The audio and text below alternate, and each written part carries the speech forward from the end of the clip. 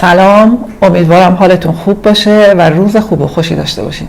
آیا هنوز ما بر اساس باورهای گذشته اینو قبول داریم که باید صبحانه بخوریم و صبحانه مهمترین وعده غذایی ماست؟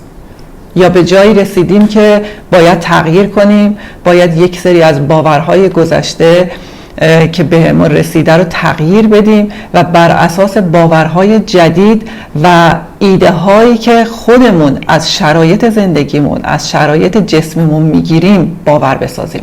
تا اونجایی که یادمونه، هممون یادمونه، گفتن که صبحانه مهمترین وعده غذاییه. ولی این باور از کی شروع شده؟ این باور از حدود 200 سال پیش که شروع انقلاب صنعتی بود، در بین اشرافزادگان و افراد متمول خوردن صبحانه شروع شد. این صبحانه خوردن که پدر بزرگای ما یا حتی در حدود 40 سال پیش، 30 سال پیش حتی میخوردن، یا حتی الان افرادی که کشاورزی میکنن، دامداری میکنن، فعالیت فیزیکی بدنی زیادی دارن، بله، صبحانه مهمترین وعده غذایی براشون و باید خورده بشه، برای اینکه به سوخت و انرژی تبدیل میشه و باعث انرژی زایی بدنشون میشه. و حتی بچه ها به خاطر اینکه فعالیت فیزیکی بالایی دارن، بازی میکنن، مدرسه میرن، جنب و جوش دارن، صبحانه براشون مهمترین وعده غذایی باید خورده بشه. ولی برای افرادی مثل من و شما که حالا نمیدونم تو چه سنی هستیم، منظورم افراد بالغ و بزرگساله که فعالیت فیزیکی خاصی نداریم، الان اکثرا کارا شده آنلاین، اینترنتی، یا توی خونه انجام میدیم یا توی کافی شاپ انجام میدیم یا توی پارکینگ خونه ماشین سوار میشیم، میریم تو پارکینگ شرکت پیاده میشیم، دوباره میشینیم پشت میز کار انجام میدیم. فعالیت فیزیکی آنچنانی نداریم.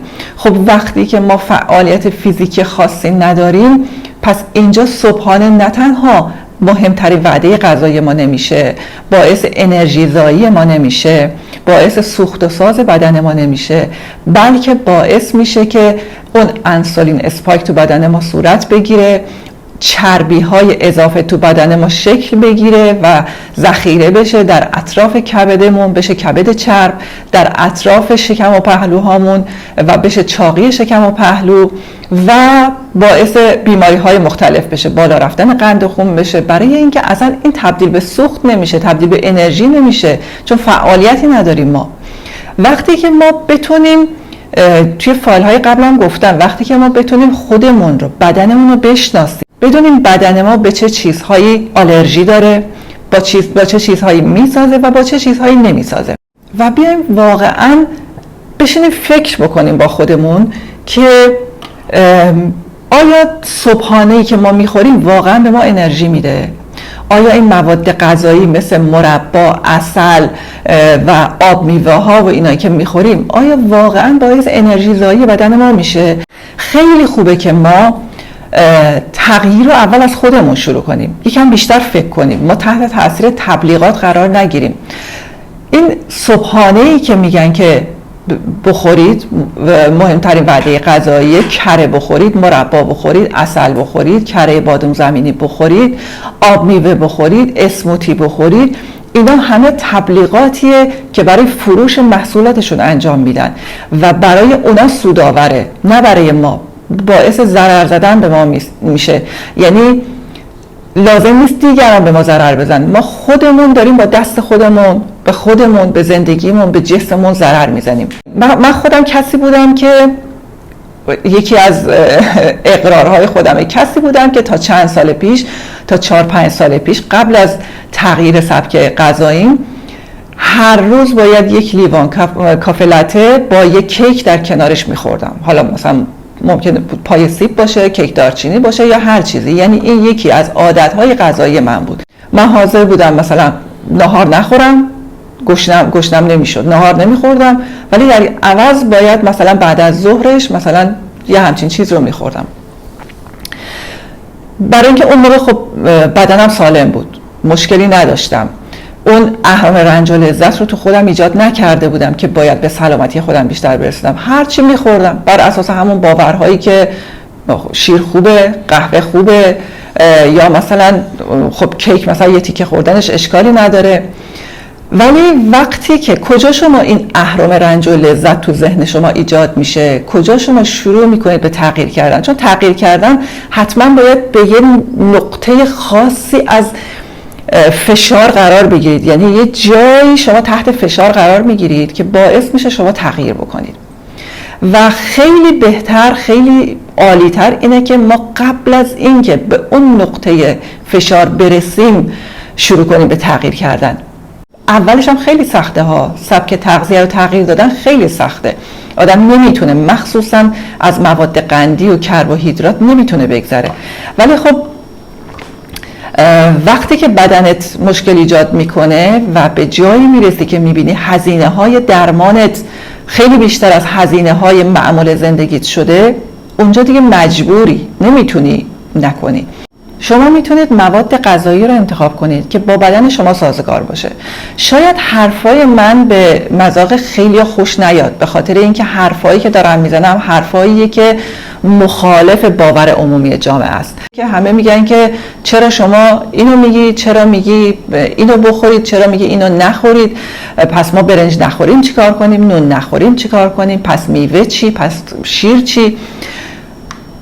بله، من چیزهایی رو باید بگم که درسته دیگه، یعنی من اگر میخوام به سلامتی جسم شما کمک بکنم باید چیزهایی رو بگم که درسته، نه چیزهایی که شما خوشتون میاد. ما باید اول بفهمیم که هدف ما از خوردن چیه. هدف ما از خوردن پلژر، لذت بردنه، یا هلث، سلامتی.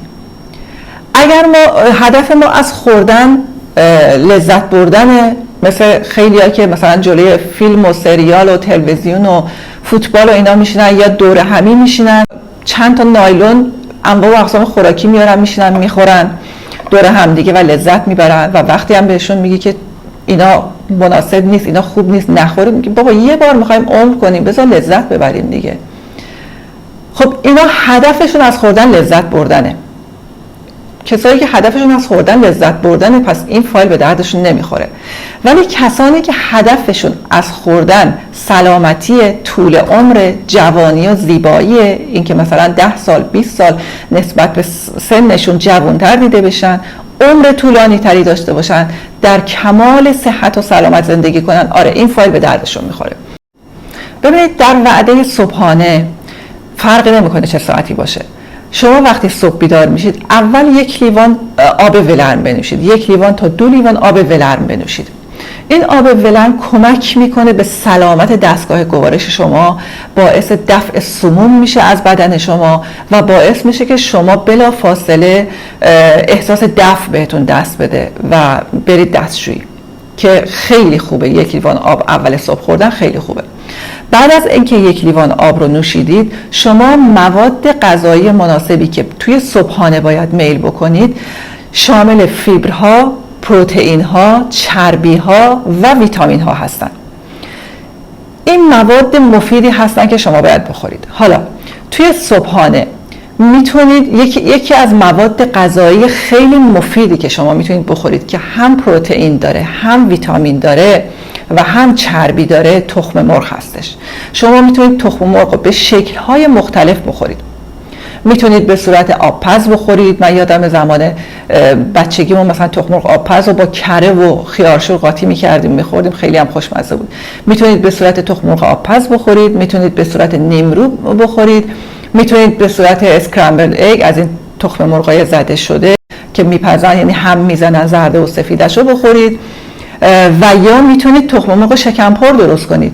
تخم مرغ رو توی تابه میریزید و یک طرفش رو سبزیجات یا گوجه فرنگی یا آووکادو یا هر چیزی که دوست دارید میتونید بریزید و روش رو یکم پنیر پیتزا بریزید و اون طرف تخم مرغ رو تا کنید روش بشه تخم مرغ شکمپر بهش میگم فکر میکنم به فارسی، و اون رو میل بکنید. نیازی نیست شما حتما، بعضیا میگن مثلا خب تخم مرغ چجوری بدون نون بخوریم. عادت میکنید. اگر شما یک مدت سبک تغذیه‌تون رو به سبک سالم خوری عوض بکنید، 100% من به شما قول میدم که عادت میکنید. ممکنه تو هفته اول، هفته دوم عادت نکنید، ولی تو ماه اول عادت میکنید. کلا میگن عادت‌ها 21 روز طول میکشه تا ایجاد بشه توی بدن، توی ذهن، یعنی در واقع ذهنمون رو شرطی بکنه. میتونید املت گوجه فرنگی درست کنید، میتونید املت اسفناج درست کنید، املت قارچ درست کنید.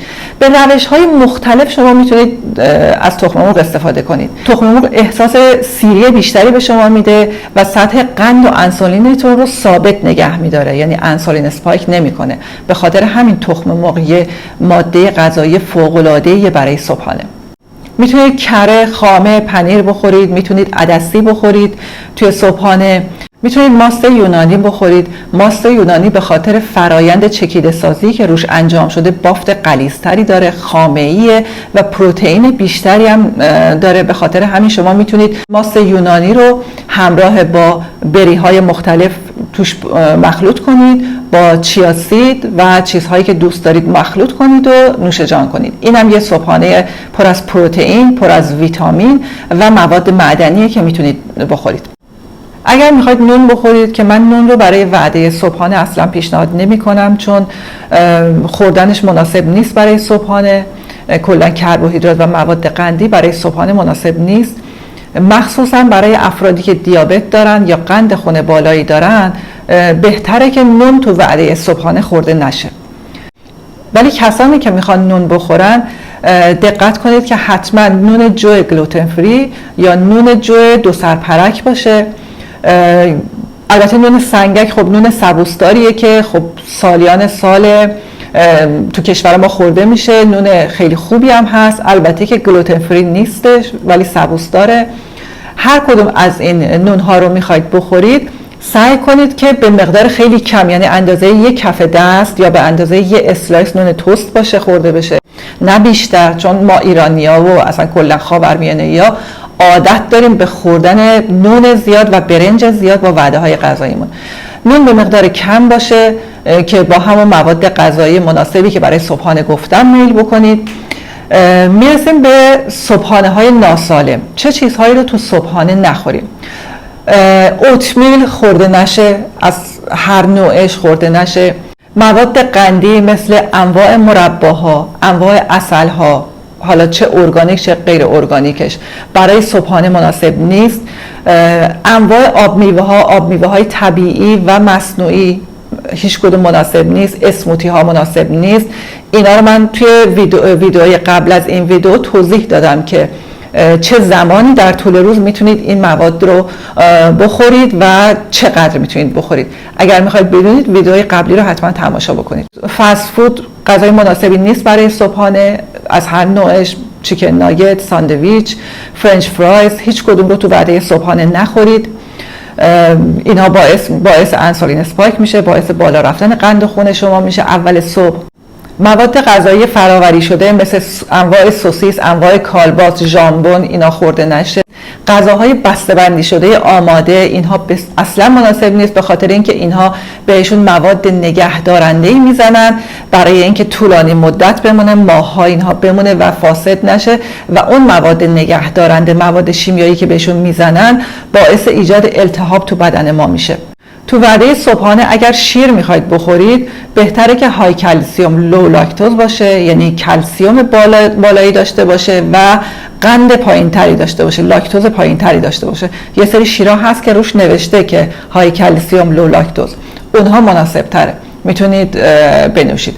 اگر میخواید شیر بادام درست کنید، شیر بادام بخورید، سعی کنید شیر بادام رو تو خونه خودتون درست کنید که به طرز تهیهش اطمینان دارید و سالم تره. چون شیرهای گیاهی که توی بیرون تهیه میشه، اینها شیرهای گیاهی که بهشون شکر زده میشه، بهشون کرن سیرپ زده میشه و کرن سیرپ یکی از مواد مضریه که در تهیه همه غذاهای آماده، انواع سس ها، انواع نوشیدنی ها داره زده میشه به خاطر ارزان بودنش و مضرترین ماده غذایی هم هست.